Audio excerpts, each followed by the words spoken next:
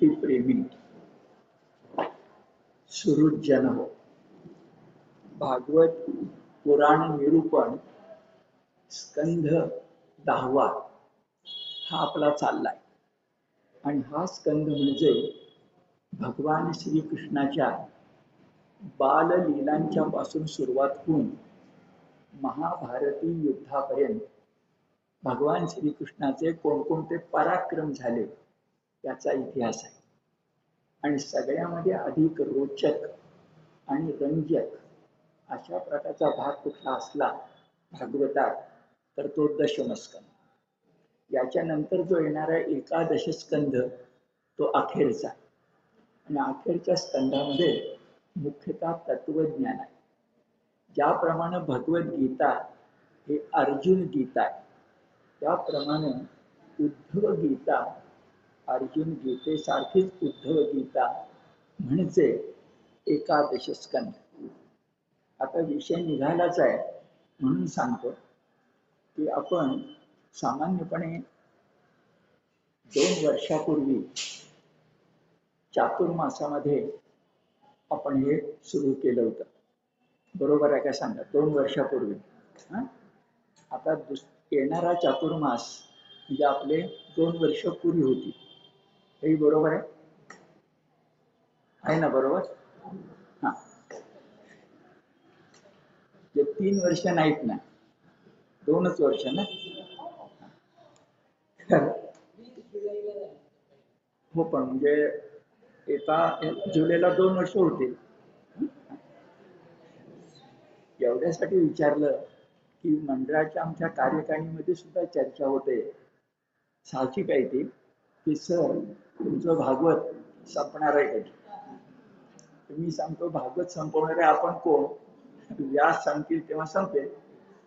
परंतु भक्तीचं बोलणं झालं. पण आपण एक मनाशी ठरवूया की येणारा आता जो चातुर्मास आहे सामान्यपणे आषाढा अधिक मास आहे.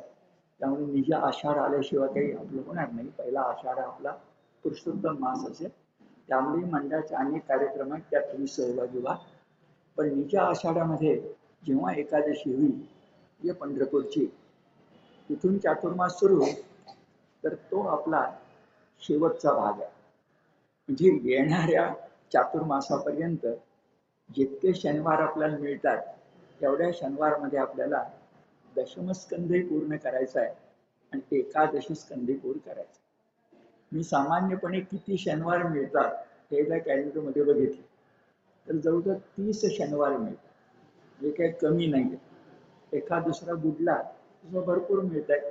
जेव्हा तसं मला जरा वेळापत्रक बसवता येईल वक्ता म्हणून दशमस्कंध पूर्ण आणि एकादश स्कंध पूर्ण त्यातले काही महत्वाचे अध्याय हे आपण येणाऱ्या जून जुलै पर्यंत पुरं करणार आहोत. जवळजवळ ऑडिओ बोलायचे आताच 50च्या वर गेले. त्यामुळे सामान्यपणे 70 पर्यंत असे ऑडिओ होतील. आणि मलाही आनंद वाटतोय की भागवतावर 1 तास अशा प्रकारे 70 ऑडिओ जर मंडळाच्या वतीने प्रसिद्ध होत असतील. कारण इथं मी जो आहे तो निमित्त मात्र आहे. हे काम मंडळ करत आहे. तर मंडळाच्या दृष्टिकोनातून भागवतावर 70 ऑडिओ प्रत्येक 1 तासाचे जर असतील गीता धर्म मंडळ या यूट्यूबवर तर ती सुद्धा आनंदाची गोष्ट. हा विषय निघाला मी सांगितलं. आता पुन्हा दशमस्कंधामध्ये भगवंताच्या लीला बाळलीला तर आहेतच, कंस वध तर आहेच. पण नंतर हे जे आता माझ्या हातात पुस्तक आहे हे संपता अशी 4 पुस्तक आहेत दशमस्कंधाचे. दुसरं पुस्तक आता संपतंय जे तिसऱ्यांचं होतच नाही. लक्षात ठेवा किती मोठं काम आहे सगळं. तर हे जर विचार केला तर याच्यामध्ये मथुरेत असतानाच हस्तिनापुराची बातमी करणार. कृष्णाच्या जीवनात पांडव फार उशिरा झाले. तसं त्या आतेमामे भावंड आहेत. कंसवध झाल्यानंतर कृष्ण सांदीपनीच्या आश्रमातून जाऊन आल्यानंतर त्याला बातमी कळणार आहे युधिष्ठिर हा जे निम्न राज मिळालेलं होतं त्याचा आता सम्राट झाला, नातेवाईक सम्राट झाला. मग त्याला भेटायला वगैरे कृष्ण जाणार आहे. हे संपता म्हणजे दशमस्कंधाचा निम्मा भाग संपता हस्तिनापूर प्रवेश करणार. आणि पुढे मग हस्तिनापूर आहे अन्य गोष्टी आहेत. दशमस्कंदाचं एकंदर रूपरेषा अशा प्रकारची. पण हस्तिनापूर जरा नंतर येणार. आता अजून मथुरेतच आपण आहोत.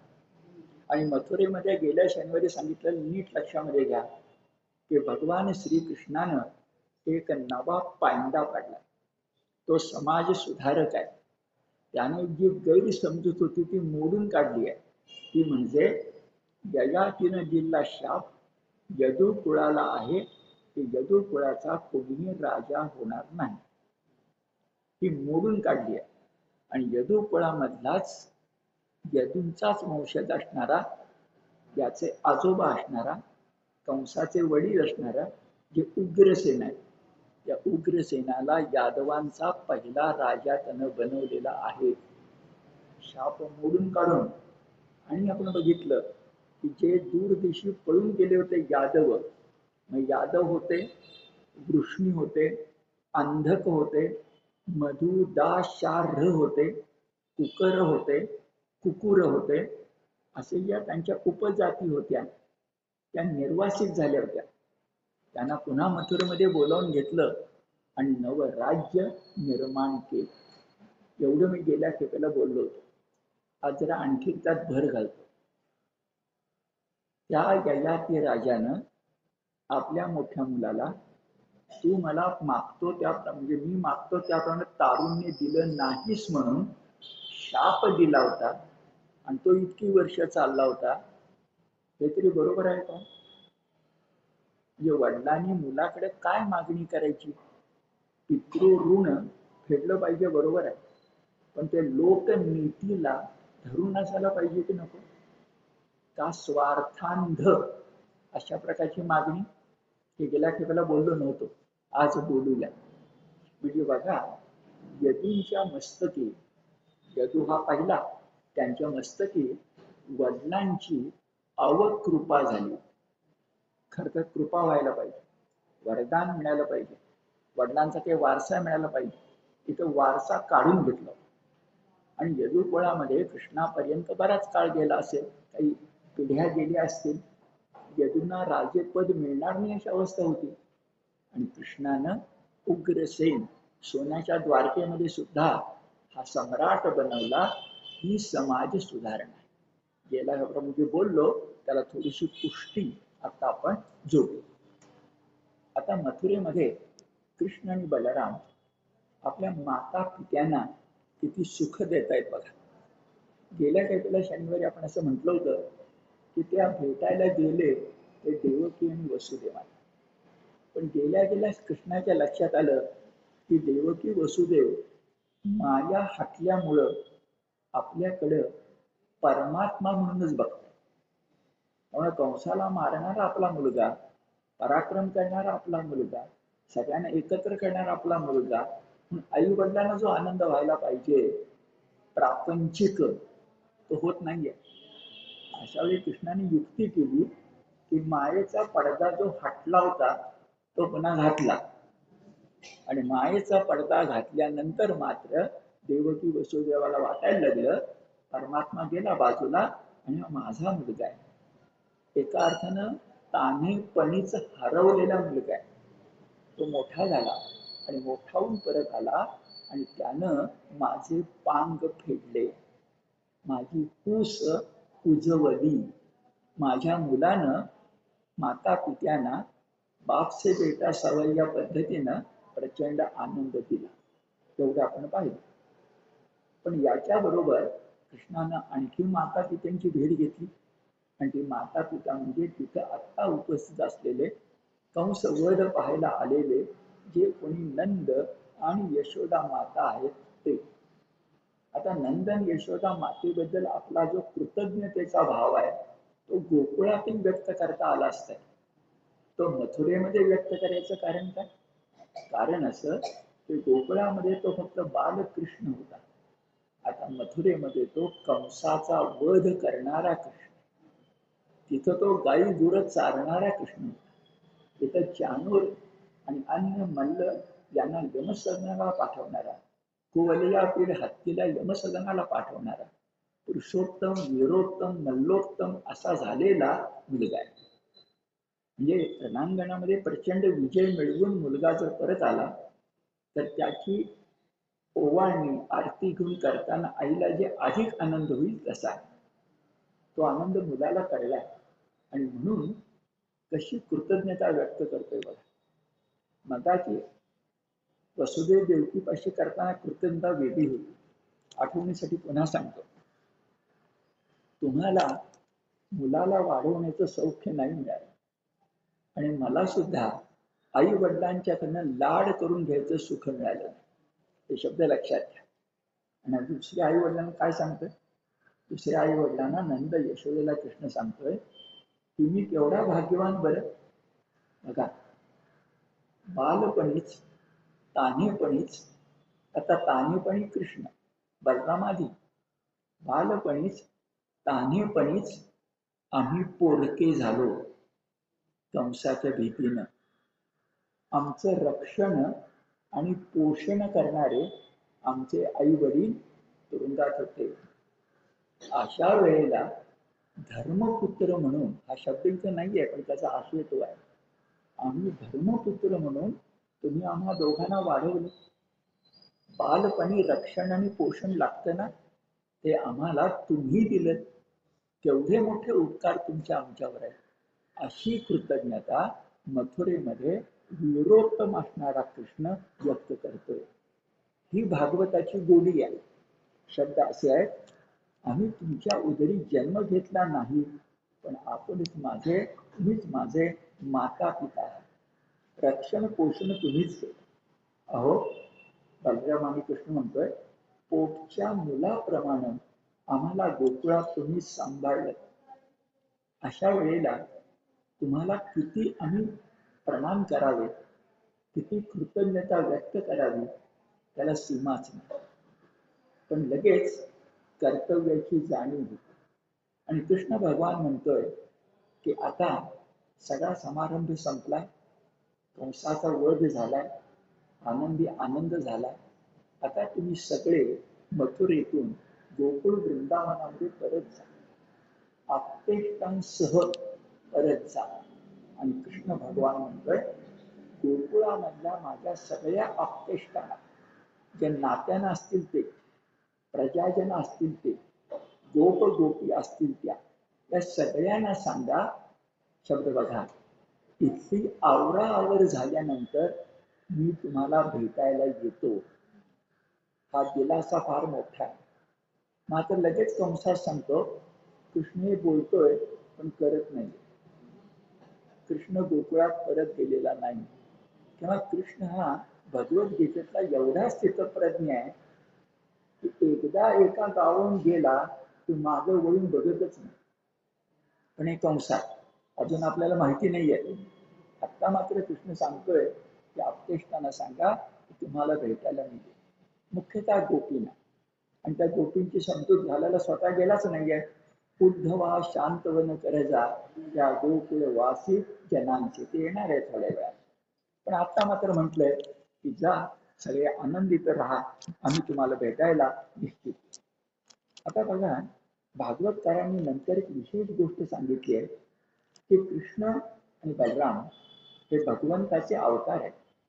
पण अवतार आहेत म्हटल्यानंतर विष्णू परमात्मा नाही आहे. अवतार हे अध्यात्माच्या भाषेत शबल ब्रह्म आहे. शबल ब्रह्म, शबलचा अर्थ अशुद्ध, आणि विशुद्ध ब्रह्म जे असतं ते निर्गुण असतं, निराकार असतं, अनाम असतं, शब्दातीत असतं. पण जेव्हा ते अवतरत राम बलराम कृष्ण म्हणून, त्या नाही म्हटलं तरी ते शबल होतं. आणि शबल झाल्यानंतर मानव कुळामध्ये अवतार घेतल्यानंतर मानव कुळाचे जे नीती नियम आहेत, जी लोकरीती आहे, त्याचं पालन सुद्धा अवतारी पुरुषानं करावं लागतं. कारण त्यानं केलं नाही तर इतर करणार नाही. महाजनो येन गतस्स पंथा, मोठी माणसं ज्यानं जातात त्यालाच राजमार्ग. गीतेतही म्हटलंय मम वर्तमानुवर्तन्ते मनुष्य पार्थ सर्वशः. त्याचं ज्ञानेश्वर काय म्हणतात ते नंतर सांगतो. पण आता बघा, वसुदेव जो इतका वेळ तुरुंगात होता, आत्ता सुटलाय. मथुरेत त्याला कृष्ण बलराम भेटले तर त्याच्यातला पिता जागा झाला. मुद्दाम त्याचा उल्लेख केलाय, शूरसेनाचा पुत्र. शूरसेनाचा उल्लेख यासाठी केलाय की उग्रसेनाचा तो भाऊ आहे. जो गादीवर बसलाय उग्रसेन त्याचा भाऊ आहे. म्हणून तर कंसाची बहीण ती त्याला दिली गेली. यादवच, पण त्यांच्या फळ्या वेगवेगळ्या आहेत. तो उग्रसेन हा शूरसेन. त्या शूरसेनाचा मुलगा वसुदेव, पत्नी देवकी, यांच्या लक्षात आलं की इतके दिवस नाही, पण आपली मुलं तत्कालीन भाषेमध्ये बोलायचं तर गवळ्यांच्या घरामध्ये राहिली आणि तत्कालीन भाषेत बोलायचं तर संस्कारहीन राहिली. मग त्यांना संस्कारयुक्त करायला पाहिजे असेल तर त्यांचं उपनयन, त्यांची मुंज व्हायला पाहिजे. इथं विचार मनात येईल की उग्रसेन यादव क्षत्रिय, ब्राह्मण नाही आहे.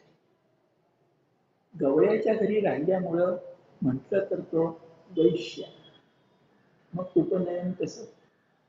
भागवतकार स्पष्टपणे गीतेच्याच आधारे सांगतायत की तीनही वर्णांना उपनयन होतं.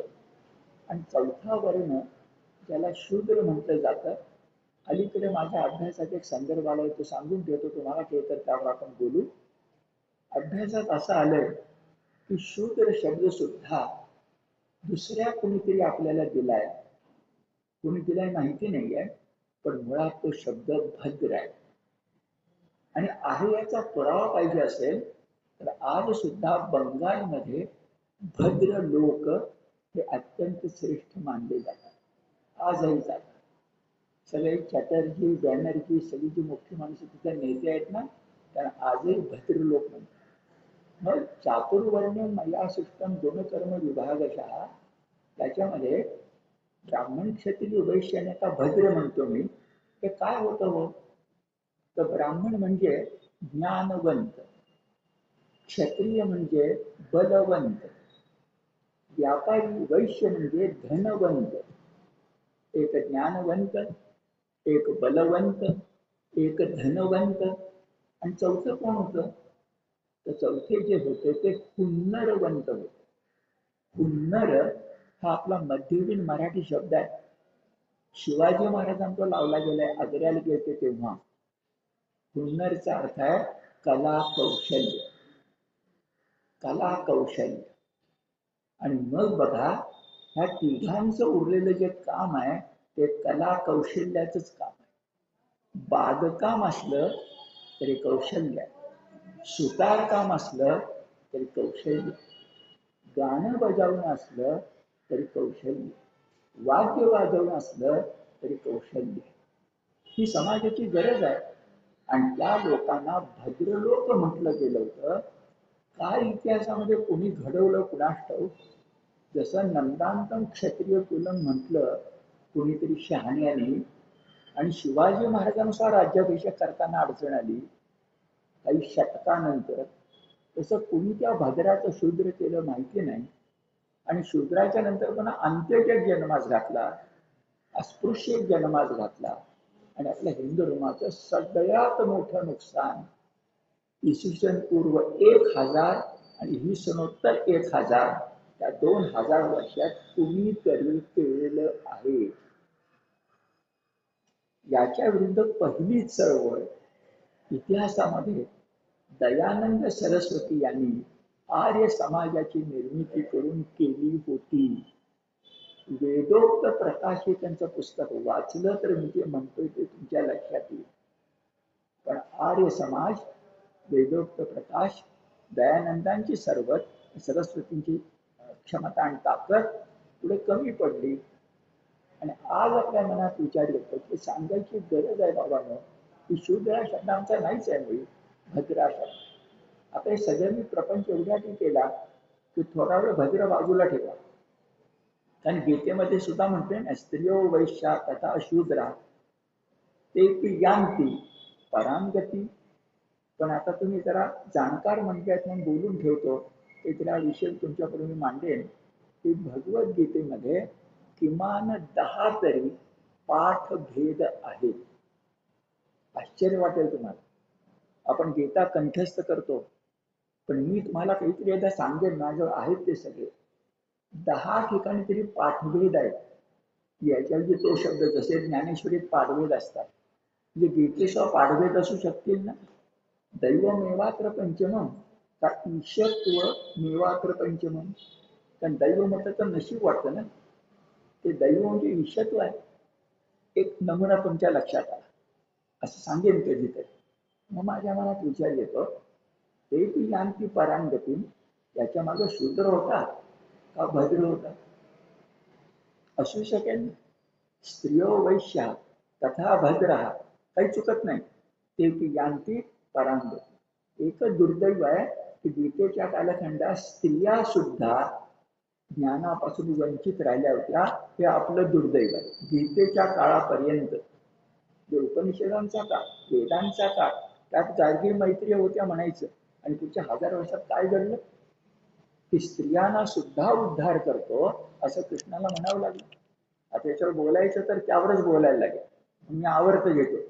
आणि आता मुद्दा सांगतो की उपनयन भद्रांचं होत होतं की नाही मला माहिती नाहीये, पण भागवताच्या काळात तरी वैश्यांचंही होत होतं, क्षत्रियांचं होत होतं. आणि उपनयन ही गोष्ट फार मोठी आहे. वर्तमान काळचं तुम्हाला उदाहरण पाहिजे असेल तर जवळच आहे आपल्या ज्ञान प्रबोधिनी. त्याचे जे पेन्से होते, त्याने नंतरच्या लोकांनी काय मोठा पराक्रम केलाय तो लक्षात घ्या.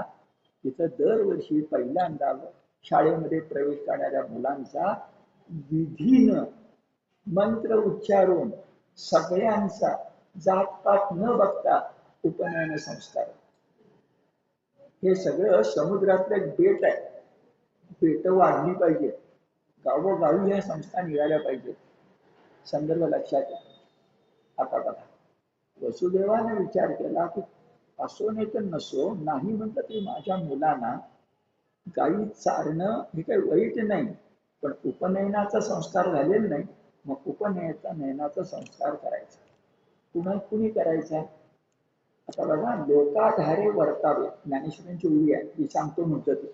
लोकाधारे वर्तावे विश्व मोहरे लावावे, विश्वाकडे तोंड करून चाला. मागं तुम्हाला नेहमी सांगितलं तर पुन्हा सांग. लोकमान्य टिळक नेहमी म्हणत की समाज सुधारकानं लोकांच्या पेक्षा 2च पावलं पुढे चालावं, 20 पावलं चालू नये. तुम्ही लोकांच्या पासून तुटता. लोक नमस्कार करतात, तुमचं ऐकत नाही. देवाऱ्यात बसवतात, तुमचं ऐकत नाही. 2 पावलं पुढे चाला. कसं आहे? लोकाधारे वर्तावे, लोक आधार, विश्व मोहरे लावावे, विश्वाकडे तोंड करून चाला, विनमुख होऊ नका. जग आपलं आहे, जगाला बदलणं आपलं कर्तव्य आहे. शहाणे करून सोडावे सकळ जने कर्तव्य आहे. मग मोहरे, लोकाधारे वर्तावे, विश्व मोहरे लावावे. पुढं फार सुरेख शब्द आहे. अलौकिक नोहावे लोकांप्रती, लोकांच्या रूढी पाळू नका, पण लोक जे काही करतायत धर्म त्याचं आचरण करा. पण ये यथामाम प्रपद्यन्ते, त्याच्या पुढेच म्हटलंय मम वर्तमान वर्तन्ते मनुष्या पार्थ सर्व. कृष्ण बलरामाने असं करावं उपनयन, ते वसुदेवाच्या मनात आलं. कारण एवढा मोठा पराक्रम, कंसाला मारणारा, सगळे गुन्हे माफ, पण त्याला उपनयन माफ नाहीये. त्याला उपनयन पाहिजे. मग कुणामार्फत करायचं? तर जे यादव आहेत ना, त्या यादवांचा एक ऋषी आहे ज्याचं नाव आहे गर्ग मुनी.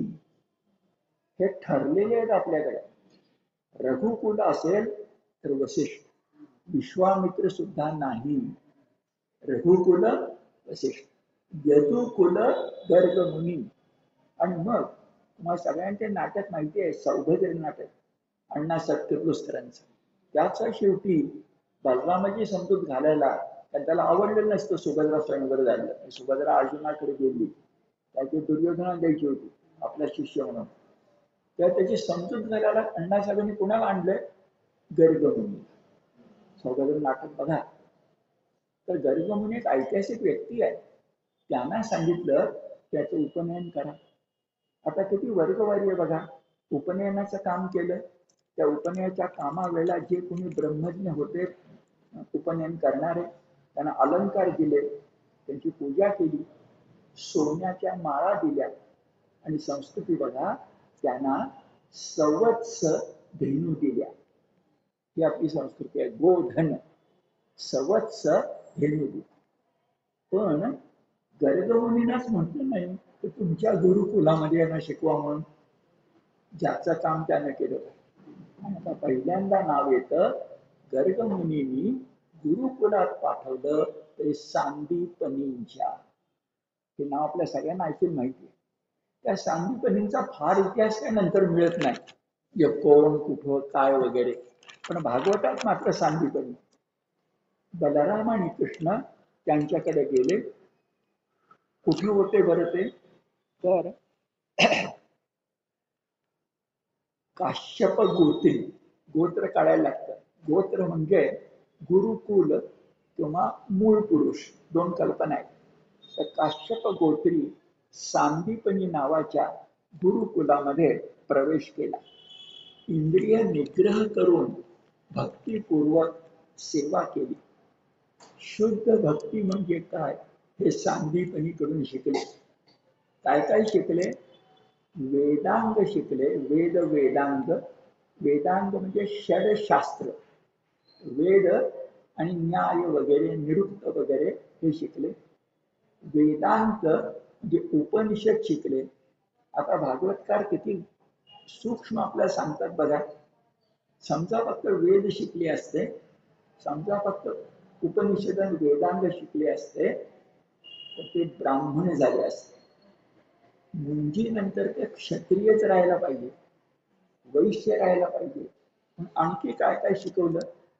धनुर्वेद शिकवला, धर्मशास्त्र शिकवलं, न्यायशास्त्र शिकवलं, तर्कशास्त्र शिकवलं. नीट ऐका, 6 प्रकारची राजनीती शिकवली. आपल्याला चाणक्याची नीती माहिती आहे, देवदत्त नीतीसारखी अन्य नीती पण आहे, 4-5 आहेत. चाणक्य आपल्याला माहिती आहे. की राजनीती शिकवायचं कारण काय? कारण त्यानंतर राजे होणार. आता विचार करा, तक्षशिला आणि नालंदा इतका मोठ्या का होत्या? तर आंतरविद्या शाखीय, जसं आज आपण म्हणतो ना, सायन्स असेल, आर्ट्स असेल, कॉमर्स असेल, सगळे एकत्र आंतरविद्या शाखीय, आज लाडका शब्द आहे. हे सगळ्यांना आलं पाहिजे. जरा विचार करा, एक कथा सांगितली जाते की जनार्दन स्वामी समाधीत मग्न होते आणि देवगिरीवर शत्रूचा हल्ला आला. तेव्हा तरुण असणाऱ्या एकनाथांनी जनार्दन स्वामींचा पोशाख चढवला आणि शत्रूचा हल्ला परतवला. जनार्दन स्वामीने माहितीच नाही. आता ते होते सुलतानाचे सेवक, इलाज नव्हता. त्यांच्याकडे नजराणा आला. तेव्हा जनार्दन स्वामींना कळलं की असा असा पराक्रम आपण केलाय. आता मला त्या गोष्टी, ही गोष्ट खरी सांगितली. मला प्रश्न विचारायचा आहे, एकनाथ लढाईमध्ये घोड्यावर बसून पराक्रम करण्याला कुठे शिकले? कुठेतरी शिकले असले पाहिजेत की नको? 12 वर्ष ज्ञानेश्वरी शिकवली आम्हाला सांगितलं जातं. अरे पण जनार्दन स्वामी स्वतः जर किल्लेदार आहेत, देवगिरी सारख्या महत्वाच्या किल्ल्याचे किल्लेदार आहेत, तर ते तरुण मुलाला युद्ध कौशल्य शिकवणार नाही? जुन्या कालखंडामध्ये आजच्या प्रकारे पोलीस नव्हते. प्रत्येकाला स्वसंरक्षण करायला लागायचं.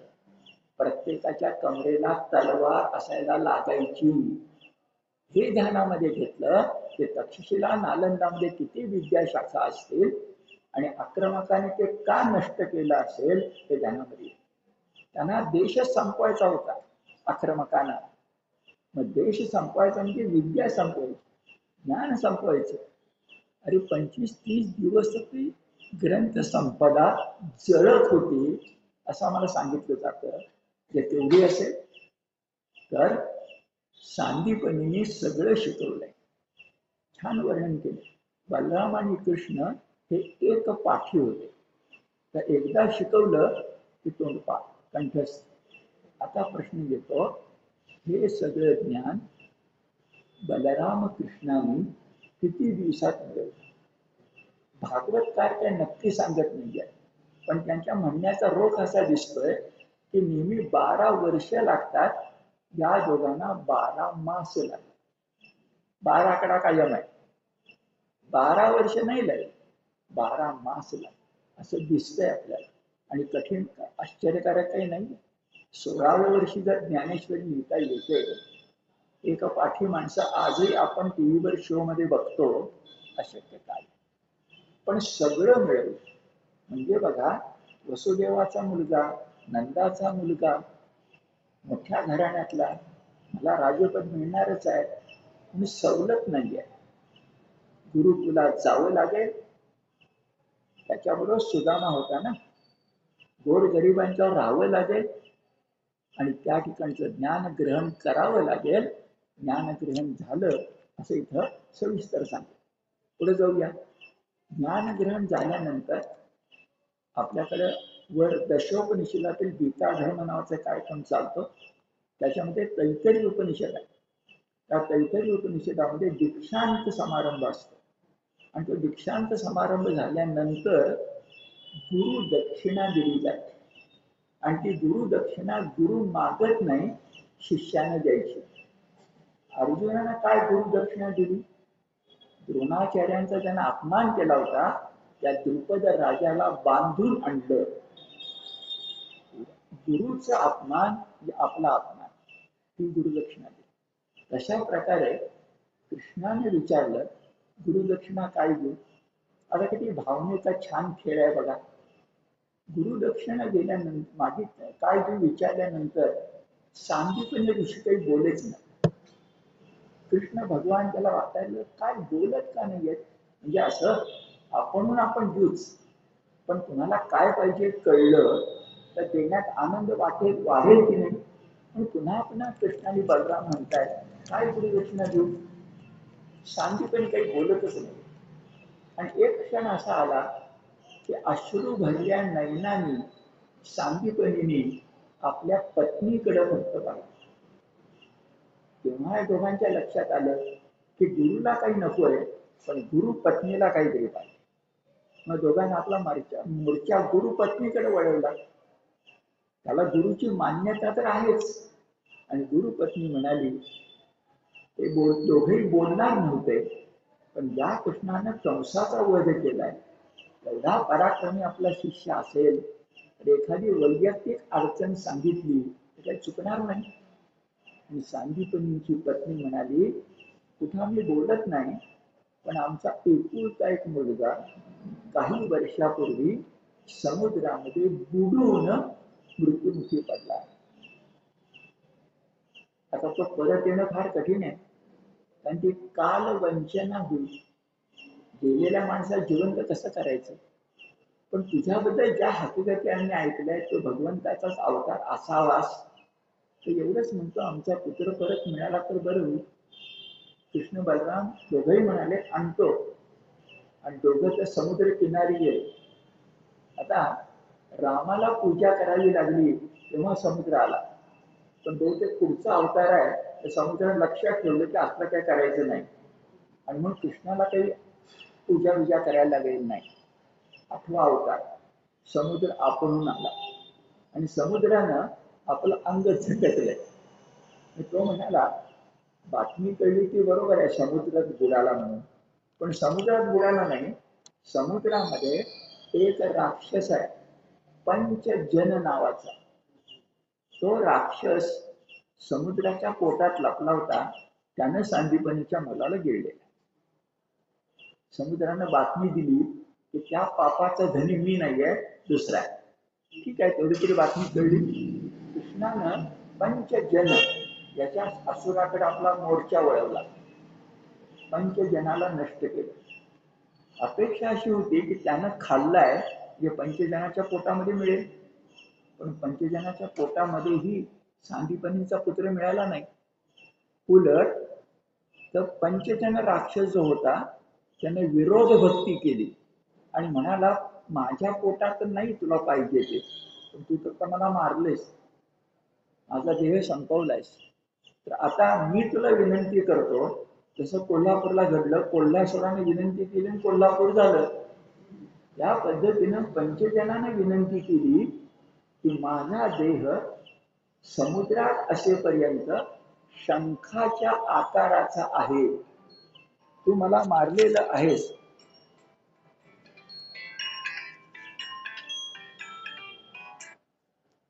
आणि अशा स्थितीमध्ये दैवयोगानं माझा आकार, देहाकार शंखाचा आहे. शंख अत्यंत महत्वाचा आहे. शत्रूला आव्हान द्यायचं असेल तरी शंख लागतो, आणि आपल्या माणसांना उत्साहित करायचं असेल तरी शंख लागतो. तरी भगवंता तूच माझा स्वीकार कर ना. आता बघा, म्हणून कृष्णाचा जो शंख आहे त्याचं नाव पांचजन्य आहे. पंचजन या असुरावर कृपा करून विरोध भक्तीनं कायमच त्याला स्वीकारायचं काम भगवंतानं केलं. आणि पांचजन्य शंख सुदर्शन चक्राबरोबर आहे आपल्या इथं, सुदर्शन चक्राबरोबर डाव्या हातामध्ये आला. पुढे भागवतकार छान रंगवत आहे की कृष्णाला प्रश्न पडला की समुद्र नाही म्हणतोय, पंचजन म्हणतोय माझ्या पोटात नाहीच आहे, पण मुलगा तर आणला पाहिजे. मग आश्चर्यकारक गोष्ट घडली. सावित्री जशी यमाला भेटायला गेली, नचिकेत जसा यमाला भेटायला गेला, तसा तिसरा श्रीकृष्ण भगवान आहे. त्यानं यमलोकाचं नावही मोठं छान दिलंय, संयमनी नावाच्या नगरात. आपल्याला अजून यमाच्या राजधानीचं नाव माहिती नव्हतं, भागवतकारांनी दिलं संयमनी. आणि हे नाव फार महत्वाचं आहे. संयम हाच यम असतो.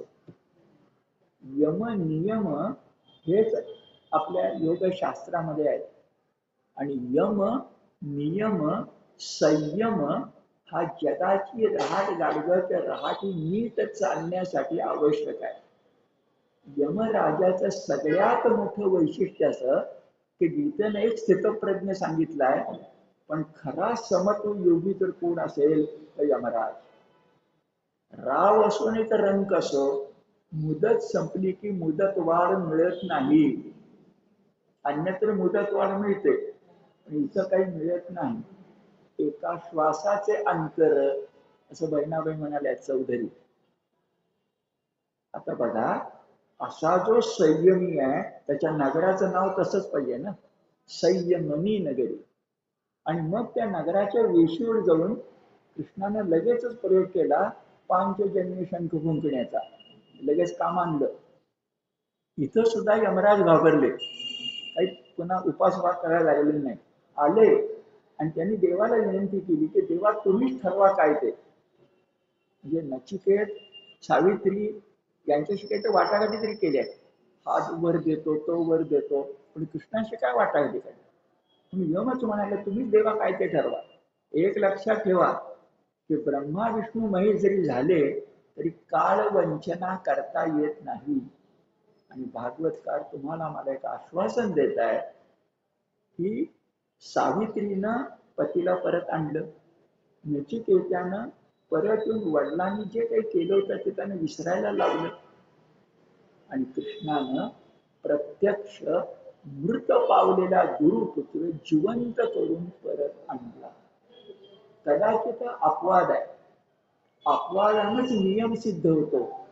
पण मी तुम्हाला संत साहित्याच्या आधारे मुद्दाम सांगणार आहे की ही गोष्ट, आणि एकनाथांचं एक वचन सांगणार आहे की मृत्यूसारखं भय सुद्धा, प्रारब्धाचा फटका सुद्धा, संचिताचा शाप सुद्धा, क्रियमाण नाही, संचिताचा शाप, प्रारब्धाचा फटका हा भक्तीनं बदलता येतो.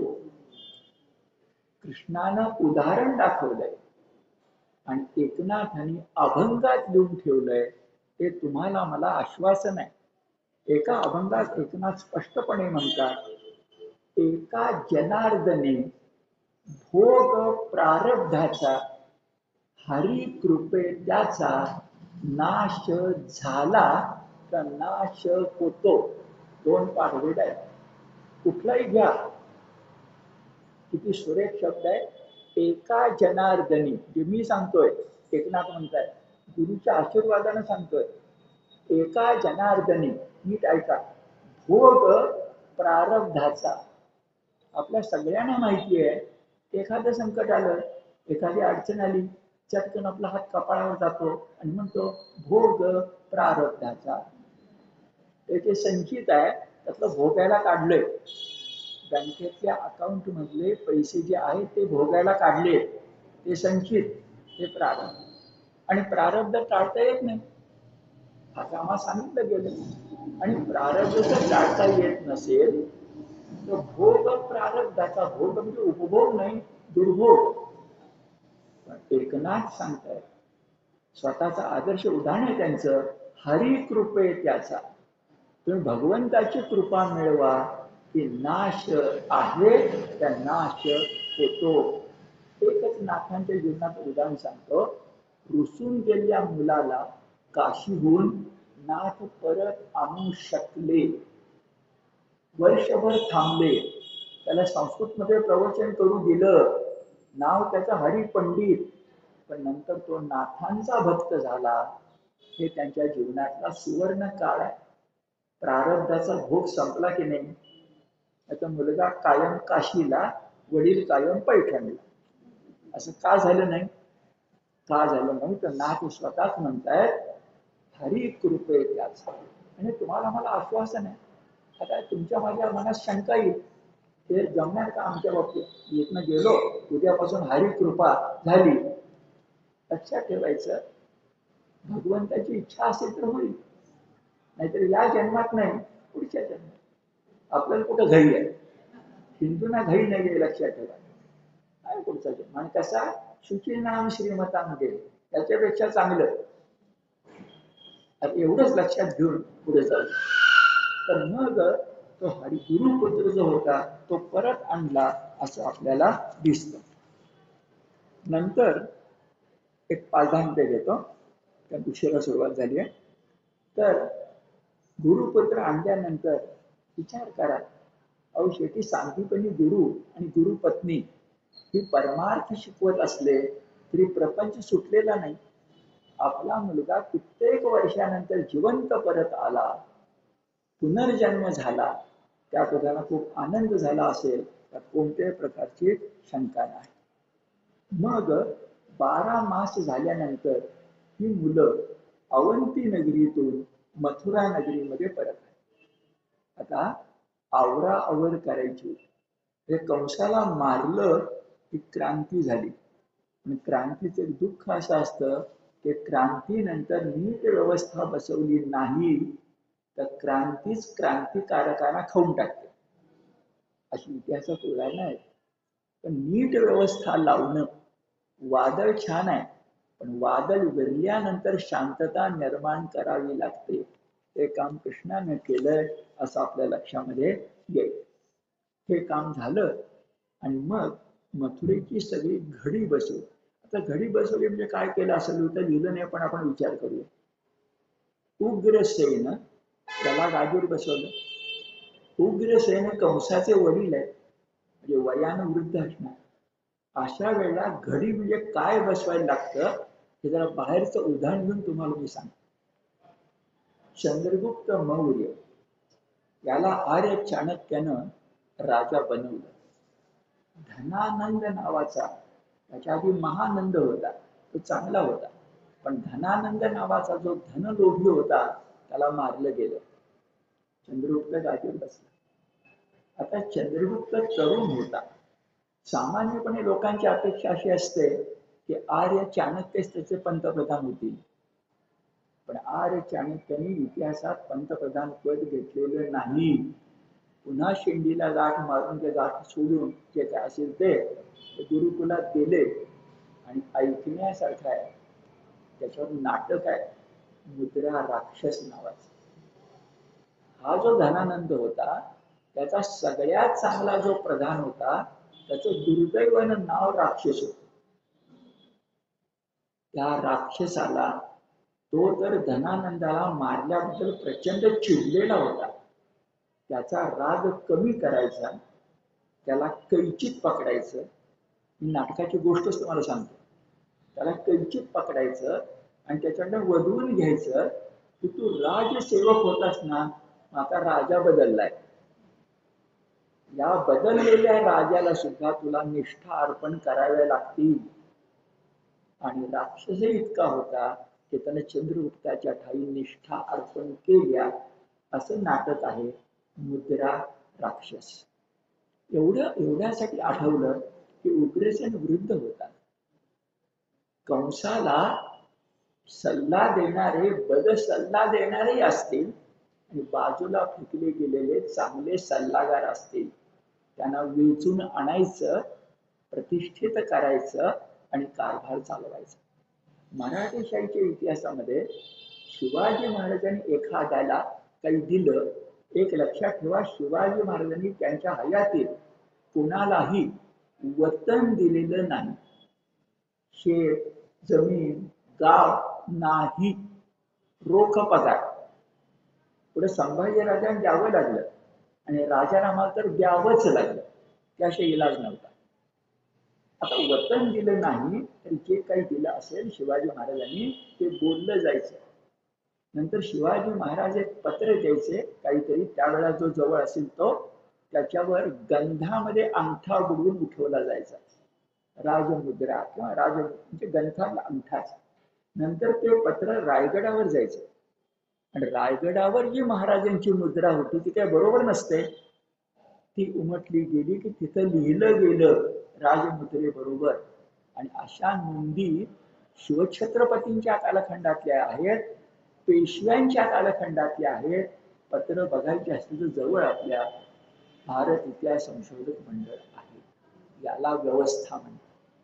मथुरेमध्ये अशी व्यवस्था लावली असली पाहिजे. नाहीतर लक्षात ठेवा, निर्णायकी झाली की पुंड गुंड मासतात आणि कुठूनही केलं असा प्रश्न. आपण कुठं चुकून सुद्धा ऐकलेलं नाही की मथुरा नगरी वाऱ्यावर सोडली गेली. नंतर मथुरा सोडली द्वारकेला गेला, पण मध्ये कालखंड गेला ना जरासंधाचा, आणि तो कालखंड लहान असणार नाहीये. कंस हा जरासंधाचा जावई होता. मग जावयाला मारल्यानंतर सासरा चिडणार आहे ना. आपल्याला सांगतात 17, 27 वगैरे जे कालखंड लागतो त्याला. लक्षात आला मुद्दा तुमच्या, की चांगल्या प्रकारे त्याने मथुरेची व्यवस्था लावली. आता बघा, कृष्ण भगवान मथुरेची व्यवस्था लावल्यानंतर सगळ्यात त्याला पहिली आठवण जर कुणाची असेल तर गोपींची. आता ज्याला मी वात्सल्य भक्ती म्हणतो ती आठवा. अरे पराक्रम केल्यानंतर त्या पराक्रमाबद्दलच्या गोष्टी कुणाला सांगायच्या असतात आपल्याला? आईला. वडिलांच्या नंतर आता सुद्धा. मग आईला सांगायचं म्हणजे कुणाला सांगायचं? राधेलाही सांगायचं, जर असली तर. ती नाहीच आहे पण असली तर सगळ्या गोपीने सांगायचं. पण गोपीने सांगायचं म्हणजे हा वचन तर दिले मी येतो म्हणून, पण कृष्ण काय वेगळाच आहे जरा. म्हणून त्यांना आपण न जाता आपला दूत पाठवला. फक्त दूत मात्र इतका पाठवलाय मोठा की गोपी सुद्धा म्हणतील कृष्णच भेटला. आणि वर्णन तसंच केलंय. पाठवलेला कृष्णापेक्षा वयाने मोठा होता, त्याचा चुलत भाऊ होता, तसाच तेजस्वी होता, तसंच रूप होतं, तसेच अलंकार होते, सगळं वर्णन आहे. आणि त्याचं नाव आहे उद्धव. आता ते वाक्य आठवा, उद्धवा सांत्वन करजा त्या गोकुळवासी जनांचा. आता एक शंका माझ्या मनात येते की तुमच्या समोर मांडून ठेवतो. एकनाथी भागवत एकादश स्कंद हे उद्धवाला सांगितलेलं आहे. आणि त्या ठिकाणी जो उद्धव रंगवलाय त्या भक्ताचे सगळे गुण कायम आहेत. पण नाथ भागवतात किंवा एकादश स्कंदात कृष्णापेक्षा उद्धव वयानं लहान वाटतो. त्याला कडेवर घेतलं, म्हणजे अगदी कडेवर नाही पण पोटाशी धरलं, त्याची समजूत घातली. नाथ भागवतात एकादश स्कंदात 31 अध्याय आहे. 31, 29, 30, 31. म्हणजे शेवटी म्हटलंय, उद्धव म्हणतो तुम्ही वैकुंठ गमन करणार आणि मला मात्र हिमालयात जायला सांगताय. मी पण यादवच आहे, मी वाचलोय ना त्या यादवांच्या मधून 7 यादव वाचले, त्यातला मी एक आहे, मला पण घेऊन चला. कमरेला मिठी मारली अशी वर्णने येतात. आणि दशम स्कंदामध्ये मात्र उद्धवाचं वर्णन येतं. ते कसं बघा. उद्धवाचं वर्णन असं येतं, ऐका म्हणजे मी काही शंका देतो, लक्षात येईल. उद्धव नावाचा एक श्रेष्ठ पुरुष होता. तो महान बुद्धिमान होता, बृहस्पतीचा शिष्य होता, सल्ला मसलतीत प्रवीण होता, श्रीकृष्णाचा जिवलग मित्र होता. आता हे दशमस्कंधात आहे. हे सगळं लागू पडतं, पण या वर्णनात तो वयानं कृष्णापेक्षा बराच मोठा वाटतो. सल्ला मसलत घ्यायची आहे, बृहस्पतीचा मुलगा आहे, याचा अर्थ कृष्णापेक्षा तो 10 वर्षांतरी वडील असावा. कृष्णाचं वय काय आहे? 9, 10, 11, 12. याचं वय 22-23 असेल. आणि दशमस्कंधात मात्र असं वाटतं कृष्ण वयानं मोठा आहे आणि उद्धव लहान. आता शंकेचं उत्तर कसं द्यायचं? 2 प्रकारे देता येईल. एक, व्यासानेच दशमस्कंधात आपण काय लिहिलं आणि एकादश स्कंदामध्ये काय लिहिलं याचा त्यांना विसर पडला असावा, पण नाही शक्य. मग काय घडलं असावं? मी सांगतो तेच. आपल्याकडे हुशार माणसं आहेतच ना, प्रक्षेप करणारी. त्यांना असं जाणवलं, आता माझा तर्क सांगतो, त्यांना असं एकादश स्कंदामध्ये जाणवलं, अरे अर्जुनाच्या गीतेमध्ये किती सुंदर आहे बरं. विश्वरूप दर्शनामध्ये अर्जुन काय म्हणतोय? देवा, तू इतका मोठा आहेस, मला कळलंच नाही रे. मी तुझ्याशी कसा वागलो? तुझ्या बिछाण्यावर सुद्धा बसलो, चेष्टा मस्करी केली, जेवण करताना गप्पा गोष्टी मारल्या. अजानता महिमानं तवेद. अरे तुझा महिमा मला कळलाच नाही. हा प्रसंग छान आहे बरं का, भक्तीमधला, सख्य भक्तीचा. चला उद्धवाला पण ते अर्पण करूया.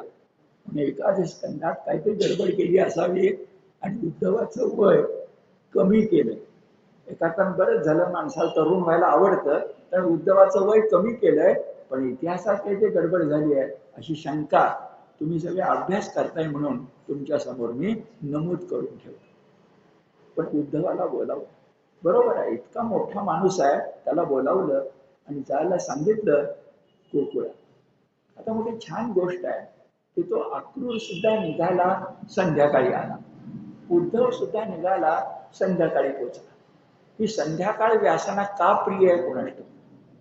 आणि संध्याकाळी पोचल्यानंतर उद्धवाच्या मनात तसेच विचार आले की आपण गोकुळात जाणार, आपण समजूत घालायची गोपींची. पण गोपी किती भाग्यवान आहेत बरं. त्या भाग्यवान गोपींना कृष्णाचा सहवास मिळाला आणि कृष्णाचा संदेश सांगायचा की मी तुम्हाला भेटायला येतो, तारीख तेवढी सांगत नाही, नक्की भेटायला येतो. आणि तो संध्याकाळी पोचला. त्या संध्याकाळचं वर्णन जे भागवतकारांनी केले तुम्हाला जरा मी वाचून दाखवतो, समजावून सांगतो आणि मग वर्तमान काळात एका कवीची कविता सांगतो. म्हणजे भागवताचे वारसा आजपर्यंत कसा चालत आलाय तुमच्या लक्षात. उद्धव संध्याकाळी पोचला. काय काय दिसलं त्याला? तर गायींच्या परतणाऱ्या गायींच्या खुरानी उडालेल्या धुळीनं गोरज, आपल्याकडे गोरज मुहूर्त असतो बघा, तो गोरज आहे. गायीच्या खुरांच्या धुळीचा रज, तो संध्याकाळ. तर त्या गोरजाने उद्धवाचा रथ माखला गेला आणि काय दिसलं? मदमस्त वृषभ डुरकाण्या पुढं येत आहेत. गायी आपल्या वासरांना भेटायचं म्हणून त्वरेनं धावतायत. पांढऱ्या शुभ्र रंगाची वासर जी गोठ्यात होती ती गोठ्याच्या बाहेर आणि आई बरोबर होती ती आई बरोबर आनंदानं उड्या मारतायत. हे येत आहेत, पण काही पोचले आहेत. म्हणून कुठंतरी गायींच्या धारांचा जी कासंडी आहे त्याच्यामध्ये पडताना मृदू ध्वनी ऐकू येतो. गायीच्या धारा काढणाऱ्या गोपींच्या कंकणाचा आवाज त्या धारेमध्ये मिसळतोय. सबन दिवसाचं काम झालं पण कोपऱ्यात बसून कोणीतरी गोप पावा वाजवतो. कृष्ण का बासरी वाजवतो लक्षात घ्या. कोणीतरी गोप श्रमपरिहार म्हणून कोपऱ्यामध्ये बसून पावा वाजवतोय. गोपी धारा काढताना रामकृष्णांच्या लीला, आपल्या भाषेत बोलायचं तर मराठी ओव्यांच्या मधून, आपण ही दळणाच्या ओव्या तसंच करतो ना, तर ओव्यांच्या मधून गाताय. घरोघरी पंचमहायज्ञ चाललाय, म्हणजे वडिलांची पूजा, ऋषींची पूजा, अग्नीची पूजा असं चाललेलं आहे. धूप दीप, त्याच्या धूपाचा सुगंध येतोय. गोकुळ मोठं सुंदर वाटतंय. उपवनातून पाखरांचे मंजूळ ध्वनी कानी येत आहे. कमळ वन फुललंय. हंस आणि कारंडव त्या उपवनातल्या जलाशयात विहार करतात. हे सगळं वर्णन व्यासांनी केलं आणि पुण्यातच असणारे मराठीतले मोठे भावकवी म्हणजे सुधीर मोघे. त्या सुधीर मोघेंची कविता तुम्हाला मला सगळ्यांना माहिती आहे, ती उच्चारून आपण थांबूया. सांज ये गोकुळी सावळी सावळी, दोनदा म्हणतंय. सांज ये गोकुळी सावळी सावळी. अहो संध्याकाळ सावळीच असते ना, पण तिथली संध्याकाळ दोनदा सावळी झाली. का बरं? पुढे सांगितलंय, सावळ्याची जणू सावली. जे निसर्गात आहे सावली आणि गोकुळातल्या कृष्णाची छाया पडली आहे आणखी सावली. आता त्या कवितेचा अर्थ किती सुंदर वाटतो बघा. सांज ये गोकुळी सावळी सावळी, सावळ्याची जणू सावली. थांबूया.